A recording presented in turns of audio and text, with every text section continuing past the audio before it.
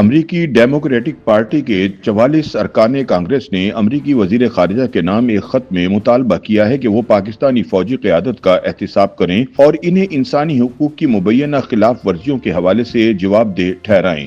خط میں field marshal Asim Munir سمیت فوجی قیادت پر ویزا پابندی لگانے کی سفارش بھی کی گئی ہے۔ ایسے میں سوال یہ ہے کہ کیا امریکی قانون سازوں کا فیلڈ مارشل عاصم منیر کو جواب دہ بنانے سے متعلق یہ خط ٹرمپ انتظامیہ پر اثر انداز ہو سکتا ہے؟ بظاہر ایسا ممکن نظر نہیں آتا، اور اس کی بنیادی وجہ صدر ٹرمپ اور پاکستان کے فیصلہ ساز حلقوں کے درمیان موجود خوشگوار اور قریبی تعلقات ہیں۔ پاکستانی حکومت یا فوجی ترجمان کی جانب سے امریکی قانون سازوں کے اس خط پر تاحال کوئی رد عمل سامنے نہیں آیا۔ تاہم ماضی میں اس نوعیت کے الزامات کو پاکستانی فوج اور شہباز حکومت سختی سے رد کرتی رہی ہیں اور انسانی حقوق کی پامالیوں سے متعلق بیرونی الزامات کو بے بنیاد اور بیہودہ قرار دے کر پاکستان کے اندرونی معاملات میں مداخلت قرار دیتی رہی ہے۔ بی بی سی کی ایک رپورٹ کے مطابق امریکہ میں ڈیموکریٹک پارٹی کے 44 ارکان کانگریس نے امریکی وزیر خارجہ کے نام خط لکھ کر پاکستان میں انسانی حقوق کی بگڑتی صورتحال اور مبینہ ریاستی جبر پر تشویش کا اظہار کرتے ہوئے پاکستانی فوجی قیادت کے خلاف کارروائی کا مطالبہ کیا ہے۔ یہ خط امریکی ایوان نمائندگان کے ارکان پرمیلا جے پال اور گریگ کاسر نے تحریر کیا ہے، جس پر ان کے 42 ساتھی ارکان کانگریس کے دستخط بھی موجود ہیں۔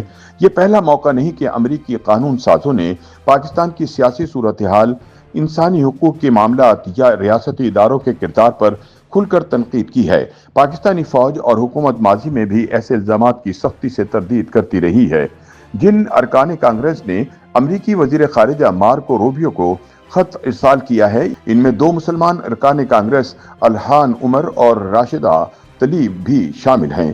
خط میں پاکستان کی سول حکومت اور فوجی قیادت دونوں پر تنقید کی گئی ہے اور کہا گیا ہے کہ وزیر اعظم شہباز شریف کی فوجی حمایت یافتہ حکومت پاکستان میں انسانی حقوق کی خلاف ورزیوں میں ملوث ہے اور اس حوالے سے آواز اٹھانے والوں کو مسلسل دھمکیوں اور دباؤ کا سامنا ہے۔ خط میں کہا گیا کہ امریکہ کی ذمہ داری ہے کہ وہ پاکستانی فوجی قیادت کا احتساب کرے، اسے جواب دہ ٹھہرائے اور انسانی حقوق کی خلاف ورزیوں میں ملوث فوجی اہلکاروں کے خلاف عملی اقدامات کیے جائیں۔ خط میں فیلڈ مارشل عاصم منیر سمیت دیگر فوجی عہدیداروں پر ویزا پابندی اور مالی پابندیوں کی تجویز بھی دی گئی ہے۔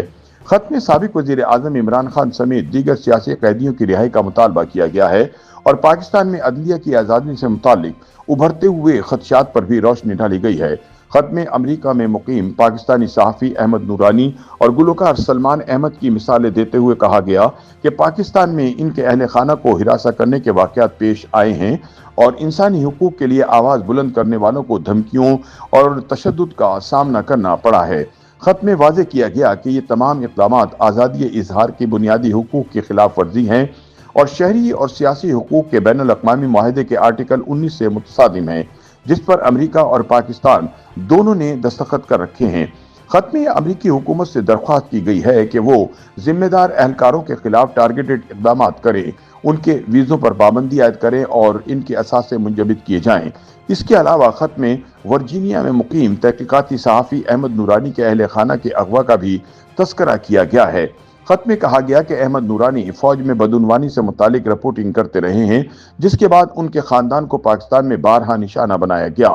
تاہم اس معاملے میں کسی ریاستی ادارے کے ملوث ہونے کی آزادانہ تصدیق نہیں ہو سکی اور نہ ہی اس حوالے سے متعلقہ حکومتی ادارے کا کوئی رد عمل سامنے آیا۔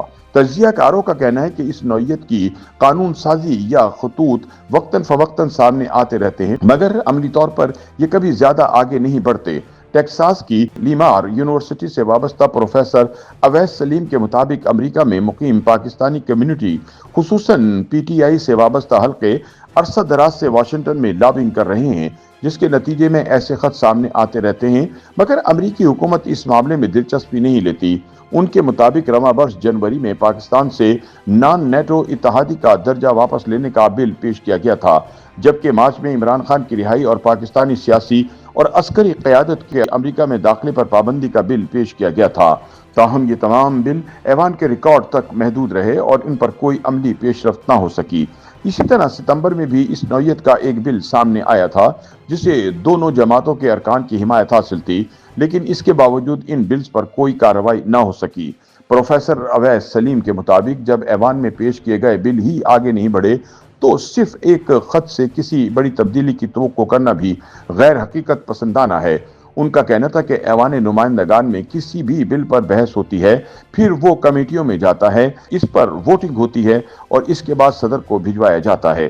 پاکستان سے متعلق جتنی بھی قراردادیں یا بل پیش کیے گئے وہ کبھی اس عمل کے آخری مراحل تک نہیں پہنچ سکے، کیونکہ امریکی قانون سازوں میں پاکستان کے حوالے سے کوئی خاص دلچسپی یا جوش و خروش موجود نہیں۔ پاکستانی تجزیہ کاروں کے مطابق رواں برس جس طرح فیلڈ مارشل عاصم منیر اور وزیر اعظم شہباز شریف کی واشنگٹن آمد کے دوران ان کی آؤ بھگت ہوئی، اس کے بعد امریکی انتظامیہ کی جانب سے پاکستان کے خلاف کوئی سخت قدم اٹھائے جانے کا امکان نہ ہونے کے برابر ہے۔ ان کا کہنا ہے کہ اگرچہ امریکہ میں سیاسی حلقے اور انسانی حقوق کے کارکن پاکستان کی طرز حکمرانی پر سوالات اٹھاتے رہتے ہیں، لیکن امریکی ریاستی پالیسی خطے اور مشرق وسطی سے متعلق معاملات میں پاکستان کو ایک اہم شراکت دار کے طور پر دیکھتی ہے اور اس میں تبدیلی کا امکان فی الحال نظر نہیں آتا۔ YouTube پر گوگلی نیوز دیکھنے کے لیے youtube.com کی سرچ بار میں googly news T V type کریں۔ گوگلی نیوز کے پیج پر سرخ رنگ کے سبسکرپشن والے بٹن پر کلک کرنا نہ بھولیے۔ YouTube پیج پر اپلوڈ ہونے والی ویڈیوز سے باخبر رہنے کے لیے بیل آئیکن پر کلک کیجیے۔ آپ کو ہر نئی ویڈیو کے بارے میں نوٹیفیکیشن موصول ہو جائے گا۔